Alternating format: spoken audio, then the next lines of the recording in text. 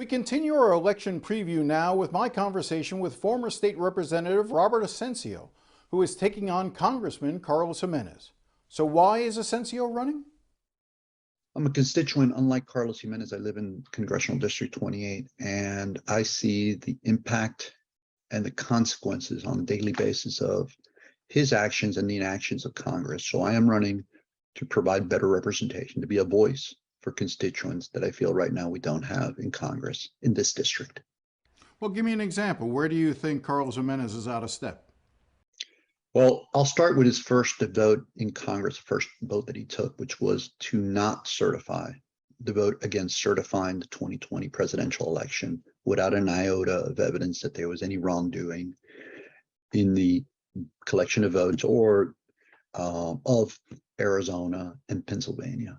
To date, he has not proposed any type of resolution, something that would to fix whatever drove him to vote against the presidential election. Look, whether we agree with who wins or not, we have a democratic process. We have a system that's people are elected through the people's will, through the voters. It is one of the most basic fabrics of democracy, our democracy, the people's will. And he voted against that. Well, I think it's worth noting his vote came after the insurrection. I mean, later that night, when he had to, after seeing what the lie that had been spread about the election had caused, he still came back into the chamber after finally the Capitol was cleared, and still took the votes that he did that you're critical of. But is that not his right as a member of Congress? It is. It is. And I draw exception. And the reason why I'm running is basically that is an example of him continuing to cast obstructive votes without providing a resolution for remedy. If he saw that there was something wrong with the votes in Pennsylvania and in Arizona, then why did he not propose legislation to correct the electoral process at the federal level? But more importantly, as we get to other issues, look, so many people in South Florida are hurting, right? We know we felt the economic pain. The pandemic, the global pandemic has exacerbated economies across the globe. And the U.S. is not an exception. He has voted against the American Rescue Plan as one of the examples.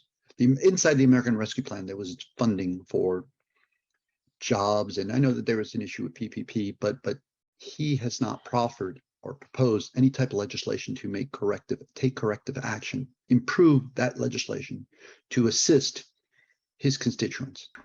Well, let me just hold you there, because a lot of that spending right now is being blamed on why we have the type of inflation we have. So the question I'm going to ask you is, looking back with hindsight, did Democrats spend too much money during that period of time during the pandemic? And is that the reason we have the inflation we have today? I'll tell you that it's a combination. It's no simple answer. I can't sit here and say yes. I will tell you that the American Rescue Plan, the Infrastructure Plan, and the subsequent Inflation Reduction Act are investments in our country, are investments in Americans. We know that the pandemic, again, the global pandemic, has hurt our country, like other countries around the globe, the economies. But we have a problem here.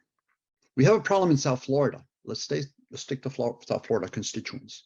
Our constituents in South Dade and District 28 are pretty much, many of them are underemployed, underpaid. There is a need for industries that pay higher wage jobs.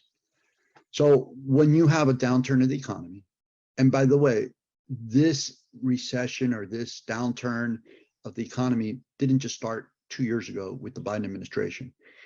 We know that in the prior administration, the budget deficit was increased dramatically.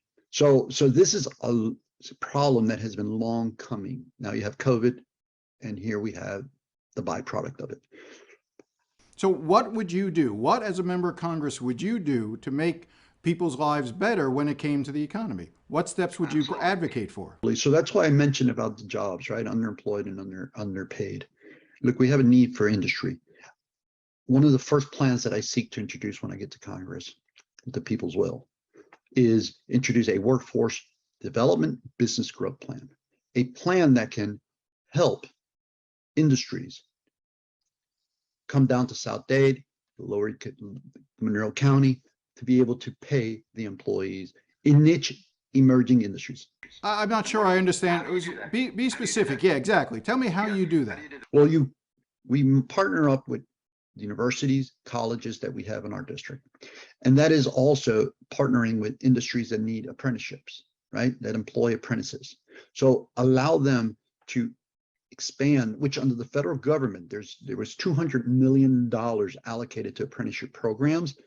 A lot of that money hasn't come to South Florida. So we can provide tax incentives to companies that or industries that hire apprentices. We get people into the workforce a lot sooner. And that goes from certification jobs all the way to PhD level. I think one of the hard things about your race is overcoming the perception that you can't win, that the way the district is drawn, it favors a Republican candidate, it favors Carlos Gimenez. You don't see, you're not getting a lot of support from the DCCC, you're not getting financial resources. So tell me why you think you can win this race. Certainly. So like I said earlier, the same thing with the jobs, the same thing with the economy. People are hurting, right? People want change. They want to hear more from a congressman other than saying no. They want a congressman to fight for them. They want a congressman to introduce legislation for them. So on the win side, look, this district, the voter registration is at 35% MPAs and independents, 32% Republican, 31%, less than 1% difference between the registered Democrats and Republicans. And I think that people across the aisle, whether they're Republican, Democrat, MPA, or independent, or anything in between, they want change. They want someone, I can't say it enough. I see it. They're telling me they want support. So it's a David versus Goliath race. Carlos Gimenez is very well funded. He has immense name ID, but at the same time, he also has a lot of negatives. When we come back, a story I first broke last week about the high cost taxpayers are going to have to pay for debris removal after Hurricane Ian. Stay with us.